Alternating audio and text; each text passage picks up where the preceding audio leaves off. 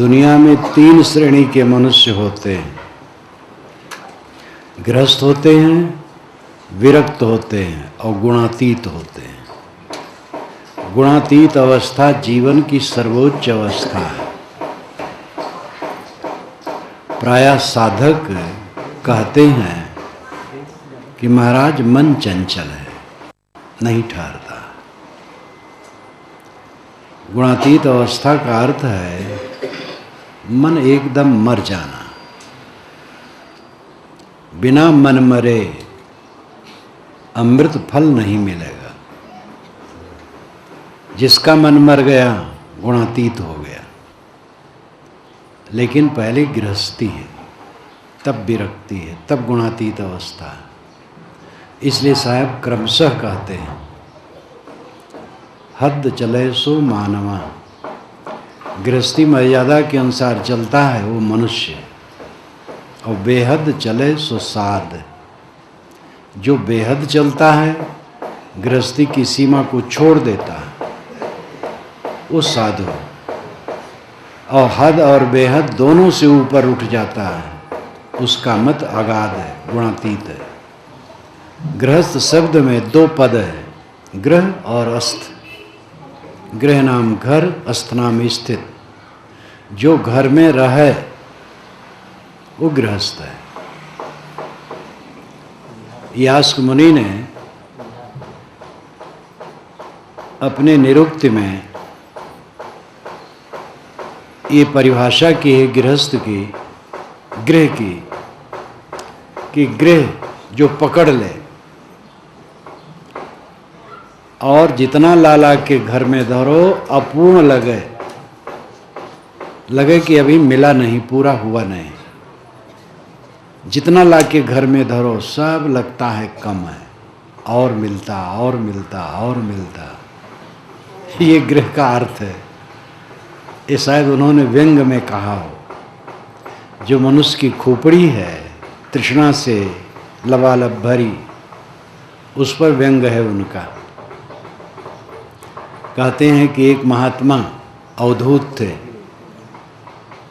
वह एक पात्र में भोजन मांगते थे और खाते थे। तो एक राजा के यहाँ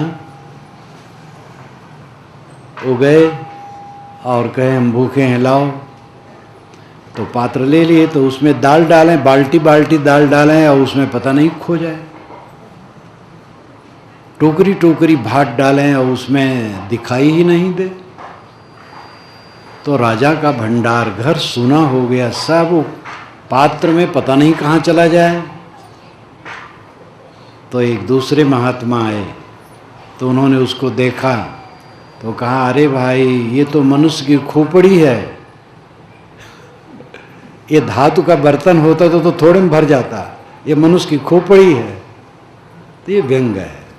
मनुष्य की खोपड़ी में भी जितनी वस्तु डालोगे उतने रहेगी, घटेगी नहीं। चमत्कार बिल्कुल झूठ है, ये ध्यान दीजिए। चमत्कार का अर्थ है बाबा आकाश में उड़ते हैं, 500 वर्ष के हैं, जो चाहे सो कर देते हैं। चुटकी बजाते किसी का रोग दूर कर सकते हैं, बच्चा दे सकते हैं, धन दे सकते हैं। पानी पर वैसे चल सकते हैं जैसे कोई पृथ्वी पर चले। स्वयं भुनगा मच्छर बन सकते हैं और हाथी बन सकते हैं। हनुमान जी लंका गए तो ऐसे किए, बहुत छोटा रूप बना लिए और फिर पर्वताकार कर लिए। इसी प्रकार 2 किलो चावल के भात में कई हजार लोगों को खिला दिया और 1 हंडा भात बच गया। ये महात्मा की कृपा। महात्मा की कुटिया बन रही थी, 20 फीट के सातीर की जरूरत थी, तो 19.5 फीट थी, 6 इंची कम थी। अब 6 इंची कम थी तो दीवार पर कैसे पहुंचे अगले हिस्से में? तो महात्मा ने उसको ताक लिया, बस वो बढ़ गई। ये सब चमत्कार की बात। और ये सब पूरा झूठ है, छल कपट है। धर्म के जामा में छल कपट। और ये छल कपट पूरा काल से किया गया है और सभी संप्रदायों में है, कोई बचा नहीं है। कबीर ने इस चमत्कार के प्रपंच में आग लगा दिया, लेकिन कबीर पंथ में आकर के वो चमत्कार जम गए। इसीलिए एक कबीर से काम नहीं चलेगा, और को कबीर होना पड़ेगा। एक कृष्ण से काम न चलेगा, और कृष्ण होना पड़ेगा। कृष्ण महाक्रांतिकारी। कृष्ण की प्रथम चर्चा ऋग्वेद के 8वें मंडल के 96वें सूक्त में आता है, और जहाँ खिल भाग नहीं है वहाँ 86वें में आता है, 85वें में। और वह 3 मंत्रों में उनका वर्णन है। वन्य जातियों के नायक 10,000 सेना लेकर के अंशुमती नदी के तट पर सूर्य के समान अवस्थान प्रस्थान करने वाला, चीत्कार करने वाला इंद्र ने उसे परास्त किया। ये वेद में आता है, क्योंकि कृष्ण यज्ञ के विरोधी थे। यज्ञ में पशुवध होता था, कृष्ण पशुपालक थे। और कृष्ण केवल आर्यों के रक्षक नहीं थे, मानव मात्र के रक्षक थे। इसलिए कितने चिंतक कहते हैं कृष्ण स्वयं आर्य नहीं थे, क्योंकि वो भी काले थे। तो आर्य अनार्य तो बकवास है, सब आर्य हैं, अनार्य कोई नहीं है। कृष्ण छांदोग्य उपनिषद में जीवन यज्ञ का उपदेश घोरांगरस से पाते हैं, और आत्मज्ञानी है। महाभारत में वह नेता हैं, राजनीतिक हैं। गद्दी पर कभी नहीं बैठे, लेकिन गद्दी वालों को नचाते रहे जीवन भर। शूरवीर, दुष्टों के दलन करने वाले, रसिया नहीं। महाभारत में 1 लाख से कुछ ज़्यादा श्लोक हैं, कहीं भी रसिया की चर्चा नहीं। लेकिन आगे चल करके उनको रसिया बनाया गया, और इतना घोर रसिया बना दिया गया कि हद कर डाला गया। गर्ग संहिता में तो कहा गया उनके खरबों स्त्रियां थी। अब आज पूरी दुनिया में 5-6 अरब आदमी होंगे, या 7 अरब हों बस। तो ये चमत्कार की लीला चारों तरफ। कृष्ण जैसा क्रांतिकारी पुरुष के पीछे घोर चमत्कार। श्री राम को शाम को बताया गया राज्य, और सुबह दिया गया वनवास, लेकिन वह किसी पंडित को बुला करके अपना हाथ नहीं दिखाए, जन्म कुंडली नहीं दिखाए, वशिष्ठ से भी नहीं कहे महाराज ये क्या हमारे ऊपर ग्रह टेढ़ा है, थोड़ा कुछ यज्ञ वज्ञ करवा दीजिए, ये ग्रह उतर जाए। मिलने ही नहीं गए वशिष्ठ से, किसी से कुछ नहीं कहे, तुरंत बलकल धारण करके चल दिए। कहीं वह देवी देवता नहीं मनाए कि हमारा कष्ट दूर कर दे, जीवन भर आग से जूझते रहे। ये सब तो इतिहास के बाहर हैं, प्राक इतिहास काल के पुरुष हैं। कबीर तो इतिहास काल के क्या, अभी अभी 600 वर्ष के, और उनकी वाणी कही हुई है। राम ने, कृष्ण ने क्या कहा, ये तो उनका काव्य नहीं है।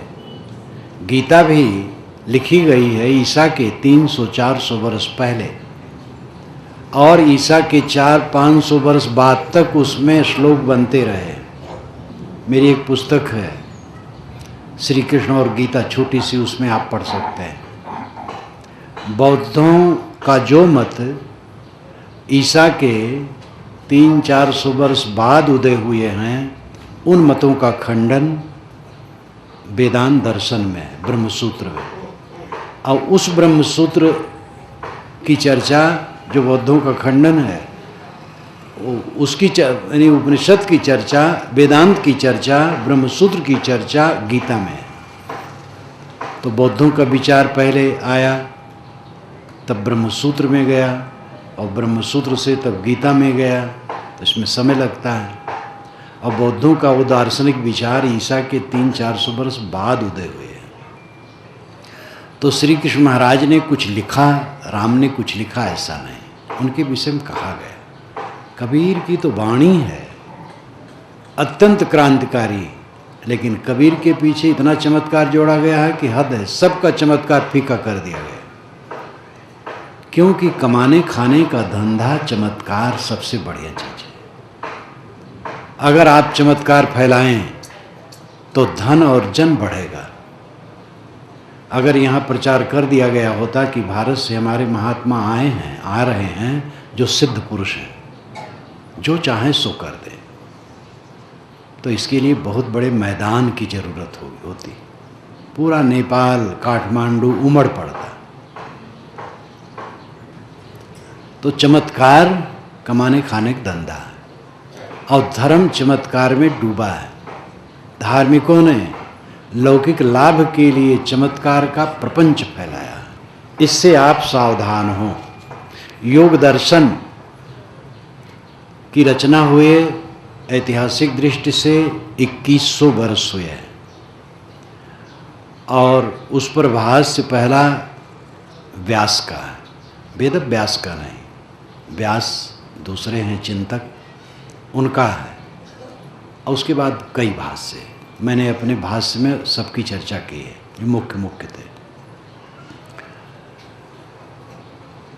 वेद व्यास ने स्वयं चमत्कार की बात ज्यों की त्यों रखी है और जड़ दिया है विभूतिपाद में। कई पंडित कहते हैं कि आपने पहली बार योग दर्शन के भाष्य में विभूतिपाद के चमत्कारों का खंडन किया और किसी ने नहीं किया, और पंडितों ने स्वीकारा कि बिल्कुल सच आपने किया। ये गतानुगतिका।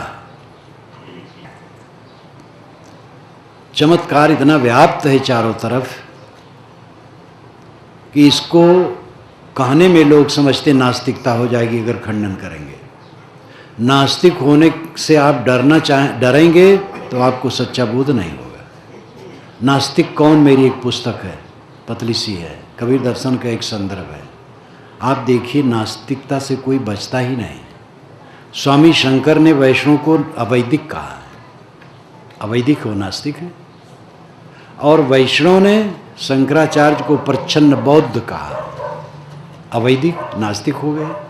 स्वामी दयानंद ने इन दोनों को नास्तिक खुल करके कहा है। तो ये दोनों मत वाले दयानंद सरस्वती को नास्तिक कहते हैं। हम आपको नास्तिक कहते हैं, आप हमें नास्तिक कहते हैं, सब मिला के सब नास्तिक हैं। ये नास्तिक शब्द कमजोरों का शब्द है। दुनिया में एक व्यक्ति मुझे नास्तिक नहीं मिला।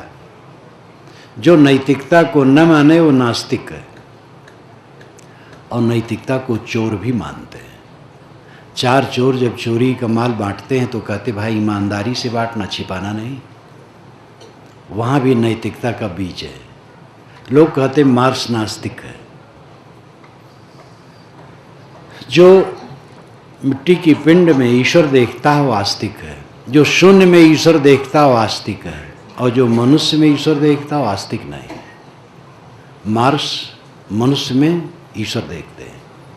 मनुष्य की सेवा होनी चाहिए, मनुष्य में समानता होनी चाहिए। मार्क्स नास्तिक कैसे है? इसलिए नास्तिक दूसरे को कहने वाले खुद नास्तिक। दुनिया में कोई नास्तिक है ही नहीं।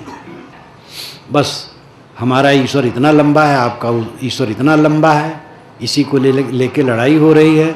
और आज तक बेचारा ईश्वर किसी को नहीं कह पाया कि तुम लोग द्वंद्व मत करो, मैं ऐसा हूँ। तो अंधविश्वासों से ऊपर उठने की आवश्यकता है। गृह पकड़ ले जो। लोग कहते महाराज क्या करूं, गृहस्थी के जंजाल में फंस गया हो, एक हाथ जोड़ता हूं चार हाथ टूटता है।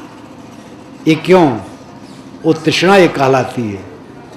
पक्षी कभी कहते हैं, पक्षी के कुछ नहीं, चारा चुगते हैं, मस्त सो गए, चोरी होने कोई चीज़ें उनके पास नहीं, अब आपसे ज़्यादा प्रसन्न है, सुबह चहचहाने लगते हैं। अब आदमी सुबह उठता तो मालूम होता बीमार है, उदास खिन्न। तो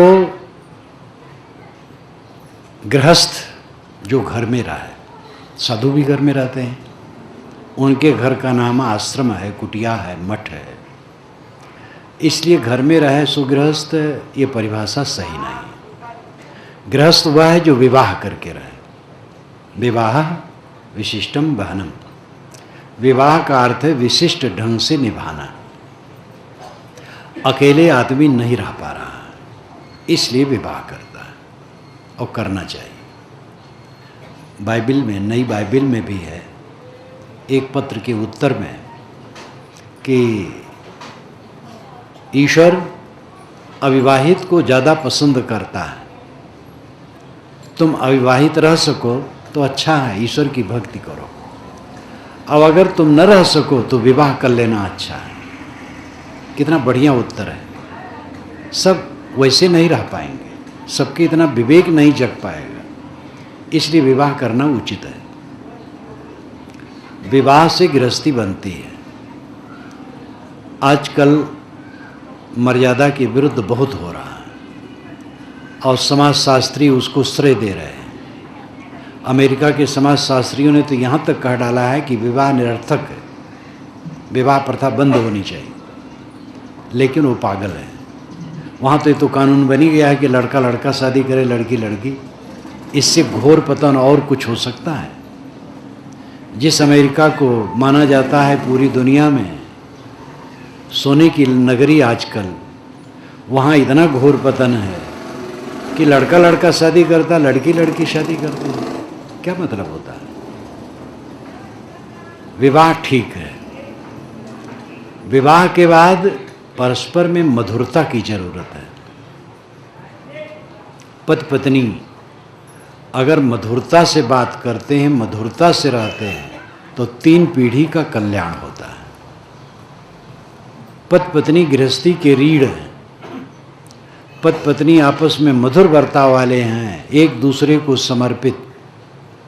वैदिक युग में ऐसे था मित्र भाव। बीच में विकार आया तो स्त्री दासी बन गई और पुरुष देवता, पुरुष को समर्पित हो। लेकिन ध्यान देना, पुरुष लोग ये देवियां झंडा उठा लेंगी, नहीं चलेगा नहीं चलेगा। आज के युग में अब मित्र हैं, और यही मित्रता वैदिक युग में थी, पीछे बीच में बिगड़ गई। पति पत्नी दोनों मित्र हैं। अगर पति देवता है तो पत्नी देवी है। पति बाहर काम करता है, पत्नी घर में काम करती। घर में कम काम नहीं है। अवध क्षेत्र में कहावत कहते हैं कि अगर पुरुष हल से घर जोते तो घर नहीं बिगड़ता है, और नारी सुई से घर जोते तो घर बिगड़ जाएगा। क्योंकि खजांची यही है, भंडारी यही है, प्रबंधक यही है, बच्चों को चलाने वाली यही है। कई स्त्री पुरुष में टकराव होता है। पति पत्नी 2 मिलने आए, संपन्न है, योग्य हैं। पति ने कहा साहब इनको समझा दीजिए, मैं लड़कों को डांटता हूँ और ये लड़कों को श्रेय देती हैं, वह लड़के इन्हीं की तरफ रहते हैं। तो मैंने कहा तुम भी लड़कों को श्रेय दो तो सब एक तरफ हो जाओ। तो उनकी पत्नी हंसने लगी और बेचारे चुप हो गए। माँ का हृदय स्वाभाविक होता है प्यार का। तो प्रायः पुरुष समझता है कि बच्चे पत्नी की तरफ हैं, मैं अकेला हूँ। और पुरुष का अहंकार, वो अपना अहंकार से डांट गांठ ज़्यादा रखता है, माता प्यार देती है। पति पत्नी एक दूसरे को समर्पित हो। पत्नी समर्पित हो केवल ऐसी बात नहीं। मैं तो कहता हूँ गुरु शिष्य एक दूसरे को समर्पित हो। ये कहा जाता शिष्य समर्पित हो, गुरु को और समर्पित होना पड़ता है। शिष्य से त्रुटि हो जाए क्षम्य है, गुरु से त्रुटि हो क्षम्य नहीं। गुरु से आशा की जाती है कि वो पूर्ण हो गए, वही गलती करे तो कैसे बनेगा। विरक्ति मार्ग के जो साधु आते हैं उनकी जिम्मेदारी बहुत ज़्यादा है। भक्त लोग, गृहस्थ लोगों की दीक्षा हो गई, वो अपने घर में है, कभी मिल गए। और जो घर छोड़ के आता है, माँ बाप, परिवार, धन दौलत सब छोड़ के आता है केवल गुरु पर, इसलिए गुरु की जिम्मेदारी बहुत ज़्यादा बढ़ जाती है। उसको भी समर्पित होना होगा। एकांगी बात न चलेगी। पति पत्नी दोनों को समर्पित हों। पति के लिए धन पत्नी है और पत्नी के लिए धन पति है। कितनी देवियां पतियों को ऐसे ऐसे कटु वचन कहती हैं कि हमारी सहेलियों को इतने आभूषण मिले, ऐसे कपड़े मिलते हैं, हमारे माँ बाप ने तो हमें हमारा गला काट करके तुम्हारे घर रूपी कुएं में डाल दिया, तुम्हारी कमाई में कुछ आंटता ही नहीं है। ऐसे ऐसे वचन कहती हैं कि पति को बहुत परेशानी होती है। अगर लड़की को जेवर ही को श्रेय देने वाली वो है तो अपने पिता से कह देती कि आभूषण बनवा करके लड़की की शादी आभूषण से कर देता, बस पुरुष की जरूरत नहीं थी। अगर किसी पुरुष से शादी हुई तो पुरुष धन है, गहना में क्या धारा है? गहना तो जेलियों का साज है। ये देवियां अभी भी जेल खाने से मुक्त नहीं होना चाहती। हाथ में हथकड़ी, गले में तौंक, पैर में बेड़ी और थोड़ा थोड़ा सोना चांदी के लिए नाक कान सब छदा लेना। जगो, ऊपर उठो, अपने पतियों को आभूषण और वस्त्र के लिए कटु न कहो। जो है काफ़ी है, वस्त्र है, तन ढकने लिए काफ़ी है, भोजन है, घर है, बस बहुत है। फटा चिटा है, उसी में दोनों प्रेम से रहो। पत्नी के लिए पति धन है और पति के लिए पत्नी धन है। जब एक दूसरे को धन मानेंगे तो धन के लिए वह अन्यथा नहीं कहेंगे। और यही बात सर्वत्र है। पिता के लिए पुत्र धन है, पुत्र के लिए पिता धन है, भाई के लिए भाई धन है। श्री राम ने भरत को धन माना, राज्य को नहीं, और भरत ने श्री राम को धन माना, राज्य को नहीं। तो दोनों के बीच में अयोध्या का राज गेंद हो गया। उन्होंने ठुकरा दिया, उन्होंने ठुकरा दिया। तब भाईचारे की कहानी रामायण बनी। किंतु महाभारत भ्रातघाती युद्ध की कहानी बनी।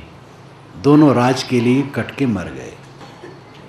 जोश में लोग अन्यथा करते हैं और पीछे पेट भर पछताते हैं। जोश छोड़ो, होश में आओ। पति पत्नी प्रेम से रहते हैं तो घर में जो बूढ़े हैं उनकी सेवा होती है, और जो बच्चे होते हैं उनको अच्छे संस्कार मिलते हैं। पति पत्नी लड़ाकू हैं तो माँ बाप की सेवा ठीक से नहीं होती, और बच्चों को संस्कार नहीं मिलते। एक घर में मेरा निवास था, 2 बच्चे छोटे छोटे थे, पढ़ रहे थे। पति पत्नी खूब लड़ रहे थे। तो बच्चे जब ऊब गए तो कहे, मम्मी पापा आप लोग हल्ला बहुत करते हैं, हम लोग कैसे पढ़ें? तो मैं अपने आसन पर ही, मुझे हंसी आई कि देखो बच्चों को कहना पड़ता है। तो ये माँ बाप पति पत्नी का असभ्य व्यवहार है। 3 पीढ़ी का हित, बुजुर्गों का, बुजुर्गों की सेवा, बच्चों को अच्छे संस्कार, और पति पत्नी आनंद से रहेंगे। गृहस्थी में प्रवेश करने के बाद जब संतान आती है तो संतान के साथ अच्छा बर्ताव और अहंकार का भाव उससे जुड़ता है, वही विकार पैदा करता है। बच्चे कोमल होते हैं, प्रिय होते हैं।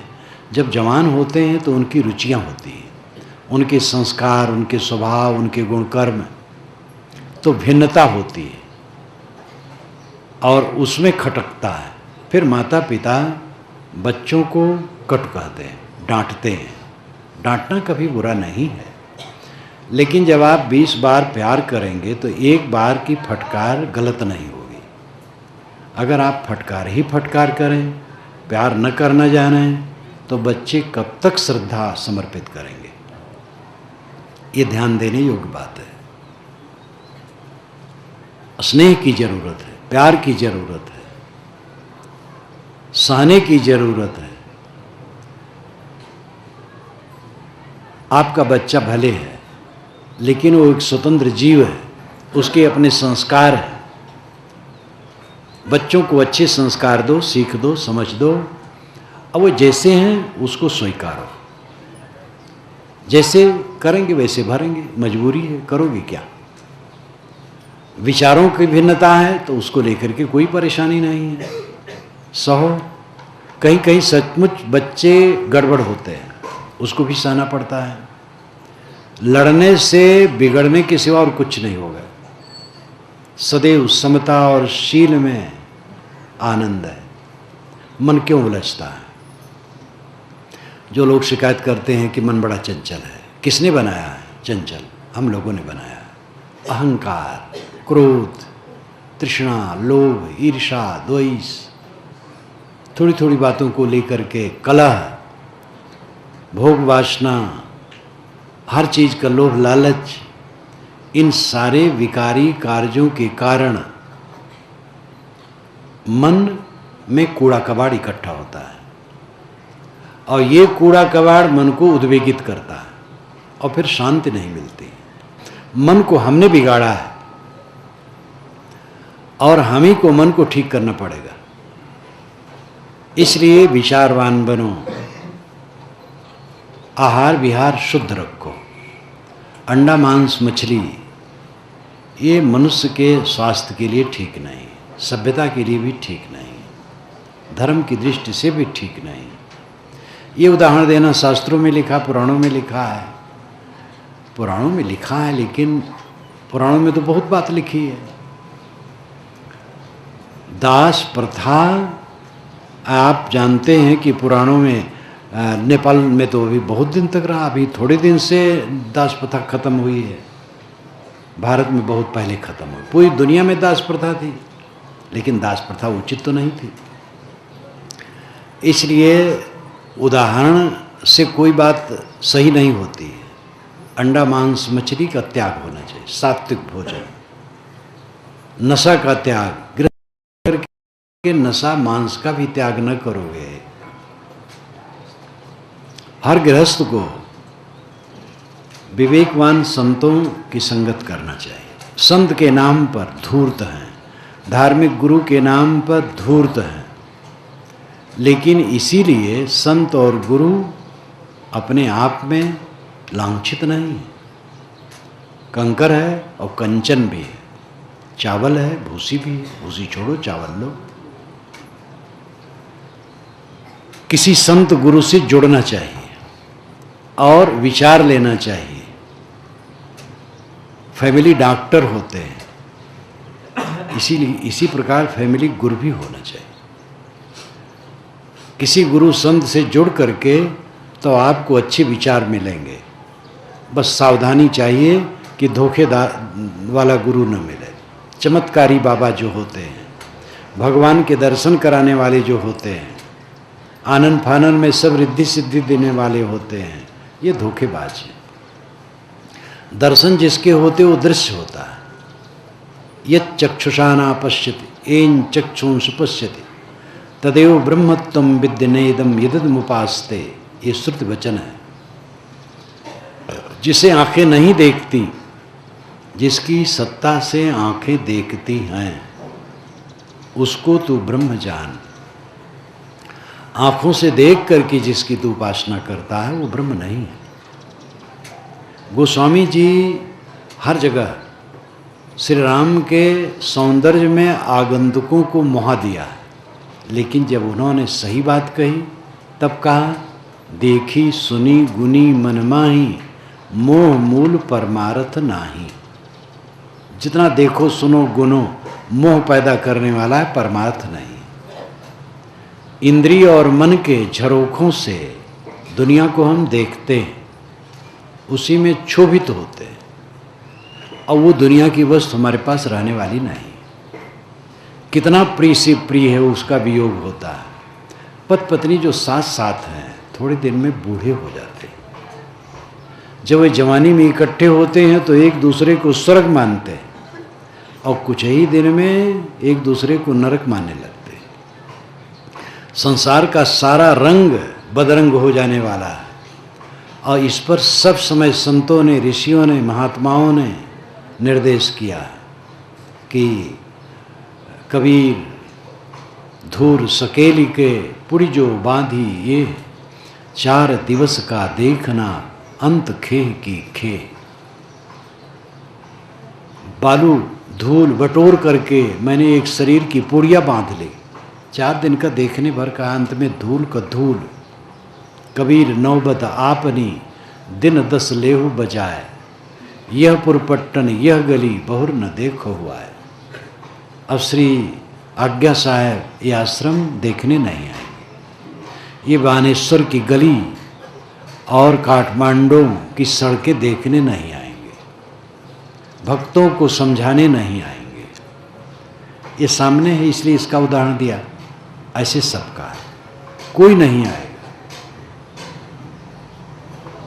संत जन कल्याण रूप है, वे संसार में नहीं आएंगे। जो कल्याण रूप नहीं है संसार में आएंगे, वो तो अस्मृत नहीं रहेगी कि ये मेरा है। सब कुछ क्षणभंगुर है, नाशवान है। ये विवेक जागे बिना किसी के मन का मोह मिट नहीं सकता है।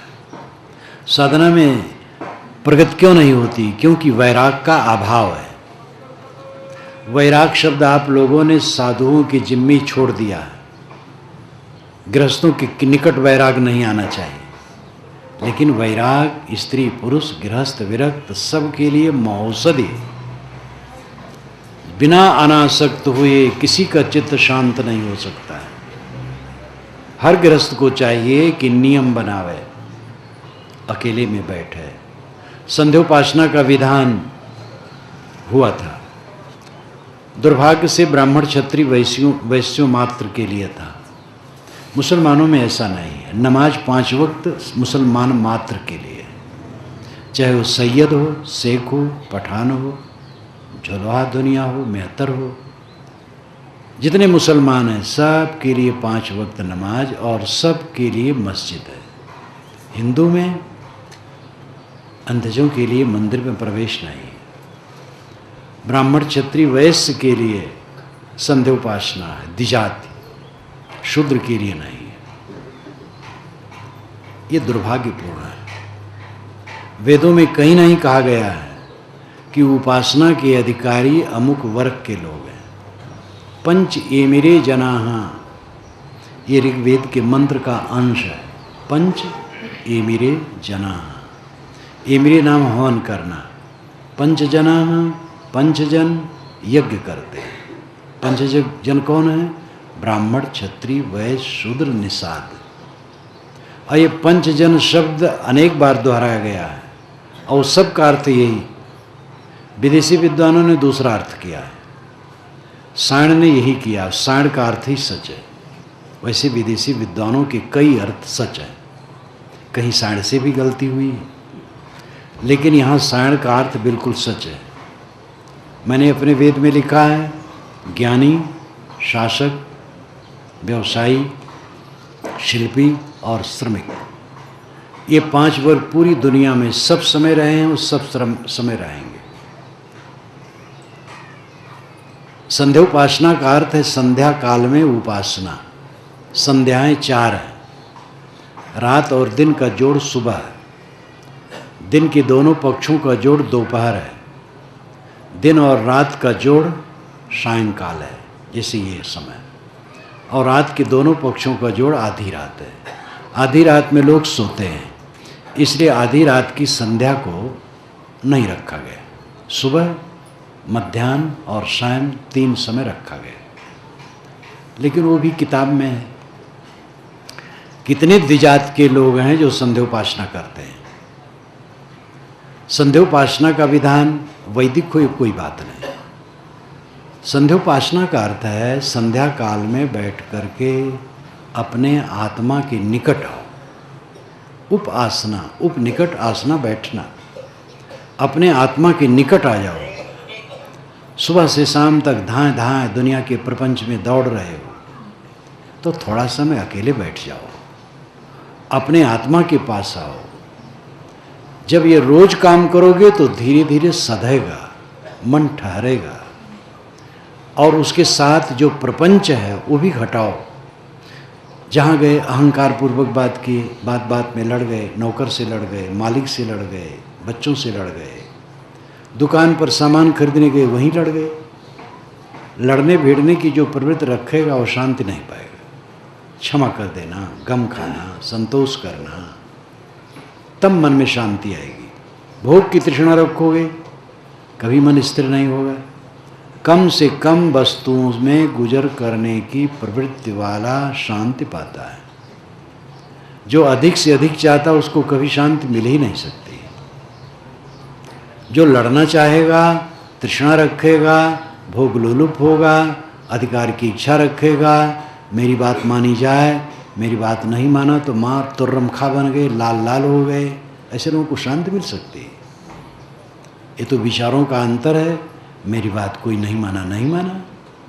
अहंकार को नम्र किए बिना किसी को शांति नहीं मिलेगी।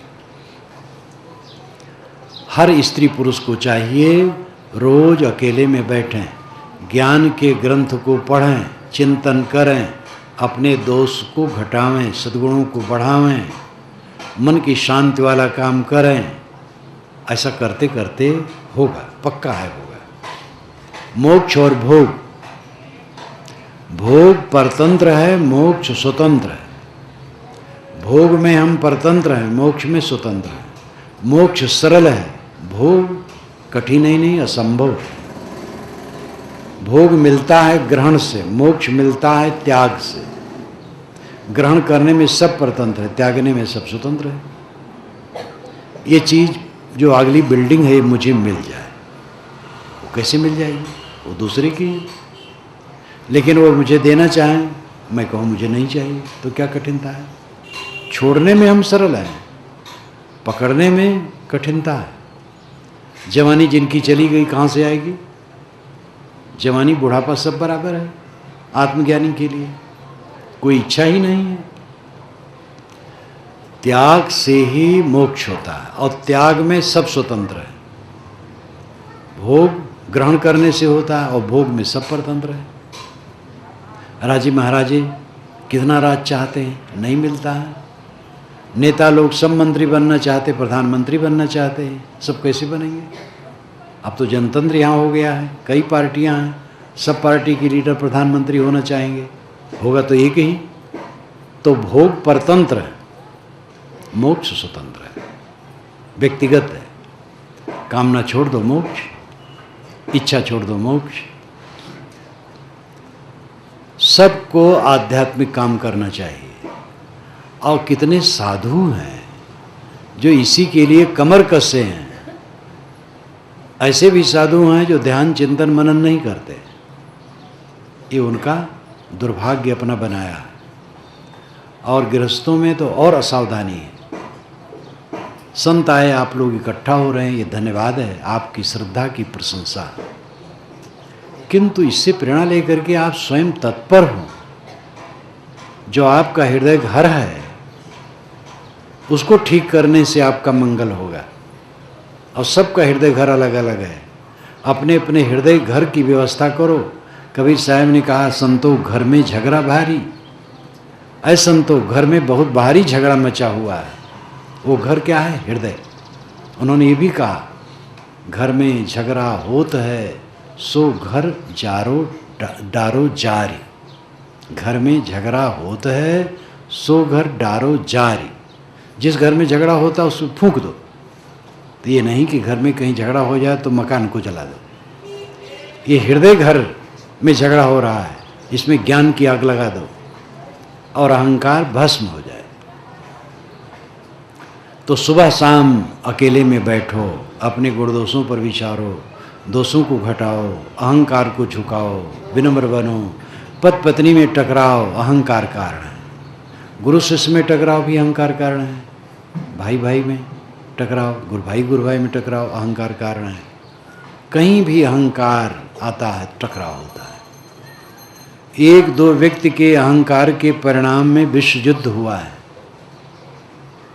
नागासाकी और हिरोशिमा पर जो बम गिरे जापान के, वो एक दो व्यक्तियों की मनोमालिन्यता का परिणाम था। वो बचा सकते थे, बहानेबाजी बहुत किए कि इस कारण से गिराया, इस कारण से गिराया।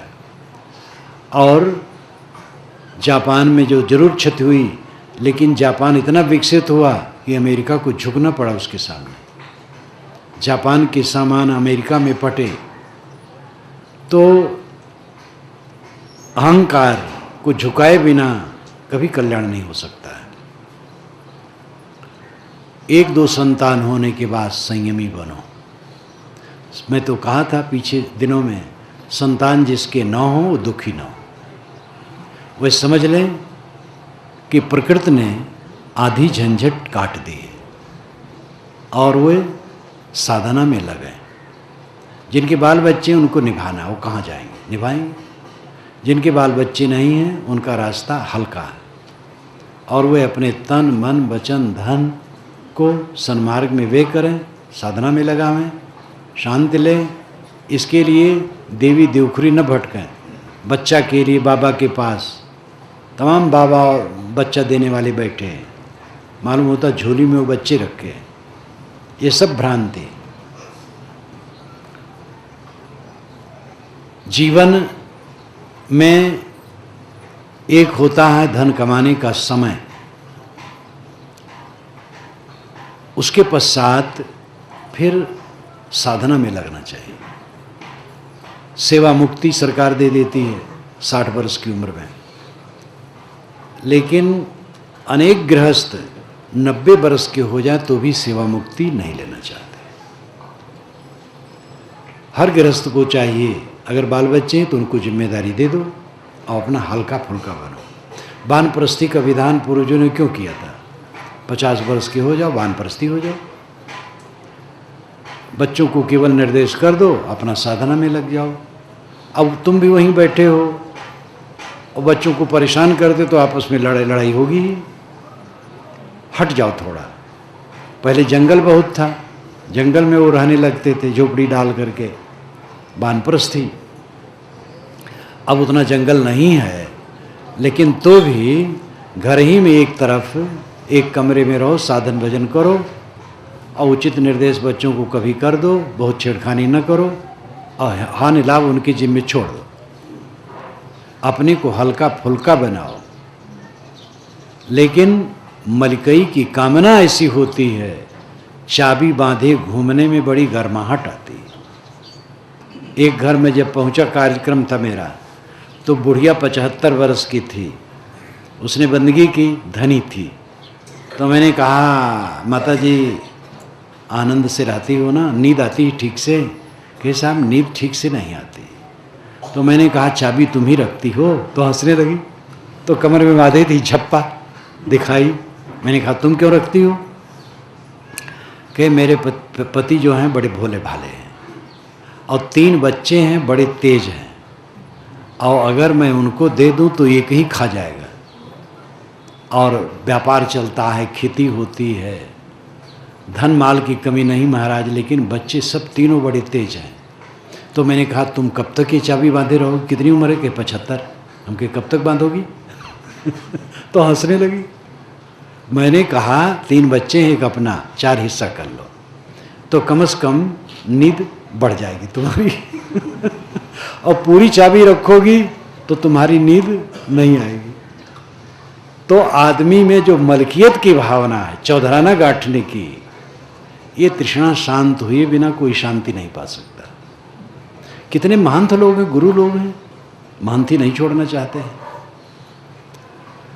चाहे हिल डुल न पावें लेकिन महंती नहीं छोड़ना चाहते। तो ये जो अधिकार की लालसा है, शांति नहीं लेने देगी।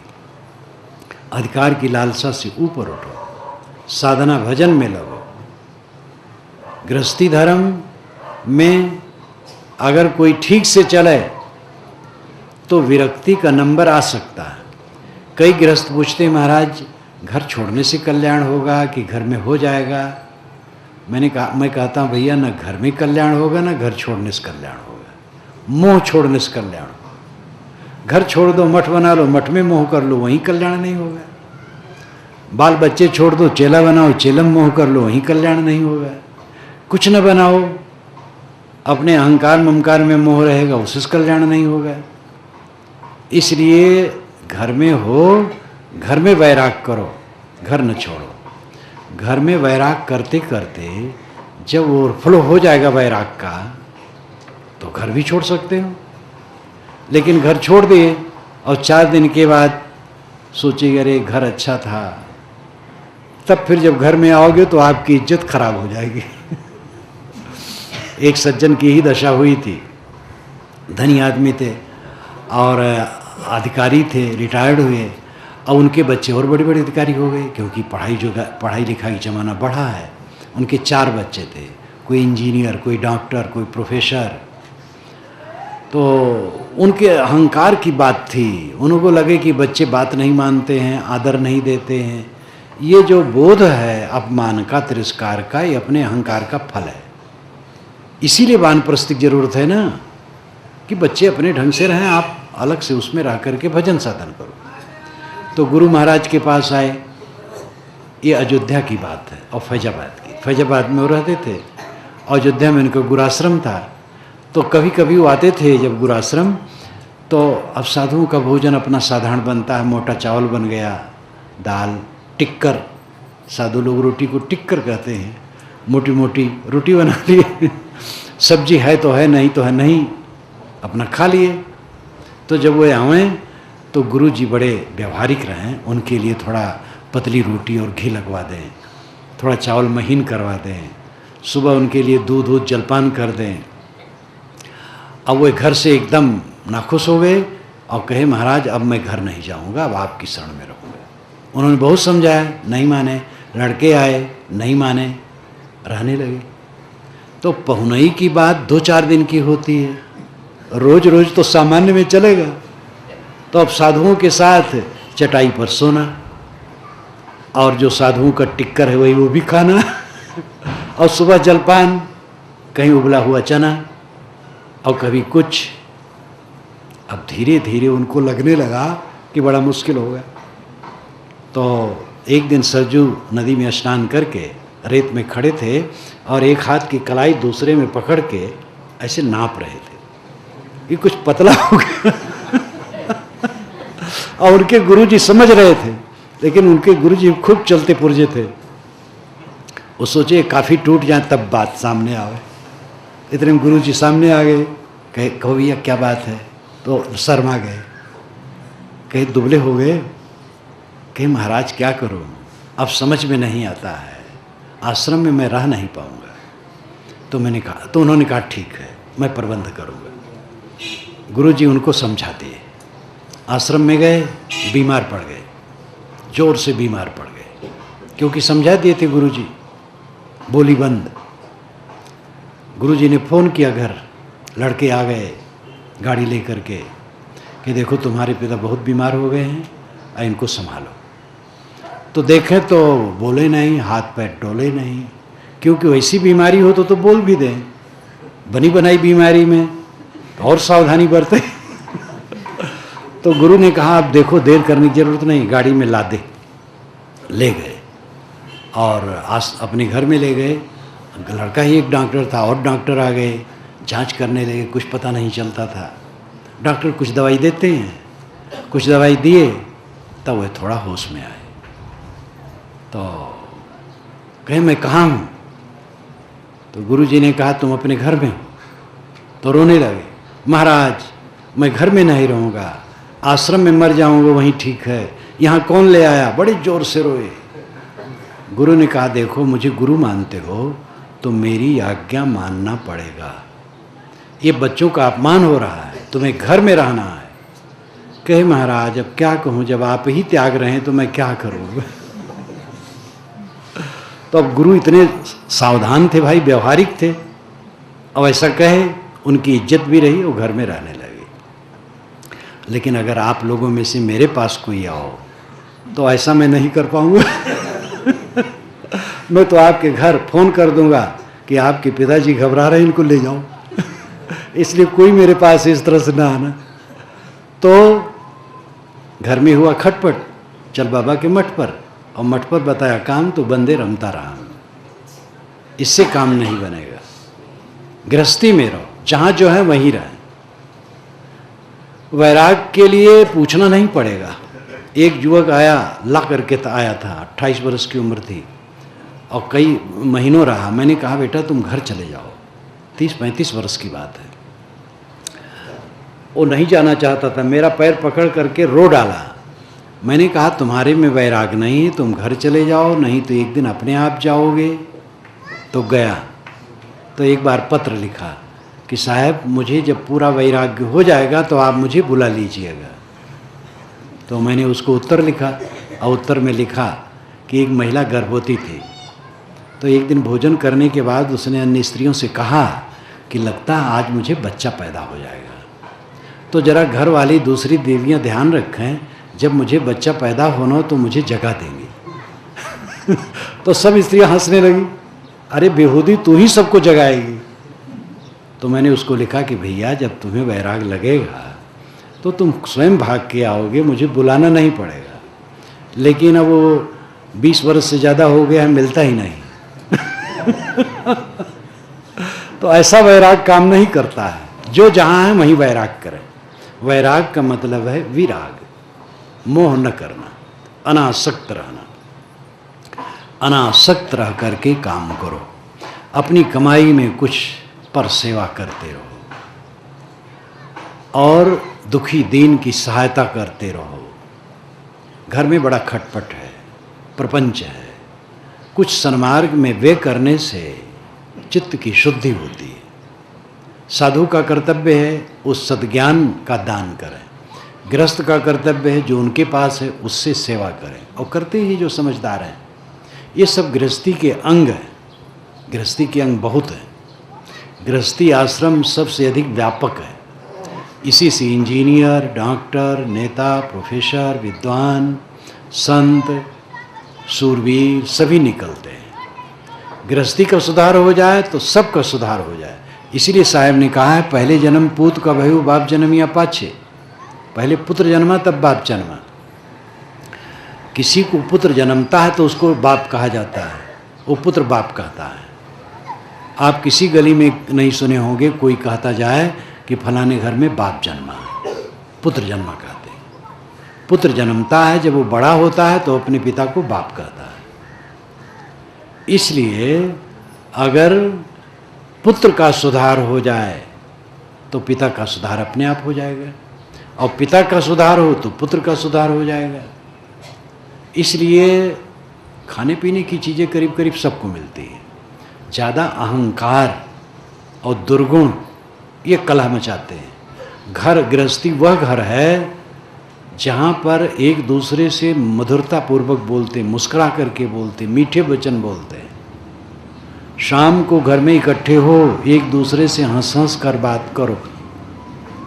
24 घंटे में एक बार हंसी का कहा आपके घर में उठना चाहिए, तब माना जाएगा लोगों के हृदय की कुंडी खुली है। एक आया तो दूसरा बोलता ही नहीं, देवरान जेठान से नहीं बोलती, सास बहू से नहीं बोलती, तो घर में स्वर्ग कैसे उतरेगा? स्वर्ग कहीं बाहर नहीं है, अपने में लौट आना स्वर्ग है। स्वर्गा स्वर्ग, स्व में गमन, अपने में लौट आना स्वर्ग है। वैकुंठ विकुंठ, कुंठा रहित हो जाना, गांठ रहित हो जाना वैकुंठ है। वैकुंठ कहीं बाहर नहीं है। तो गृहस्थी स्वर्ग तब बनेगी जब प्रेम की गंगा बहे, हद चले सो मानवा। गृहस्थी मार्ग में जो चले ठीक से वो मनुष्य है। अब मैं इतना ही कहूँगा, समय पूरा हो गया है, शेष फिर।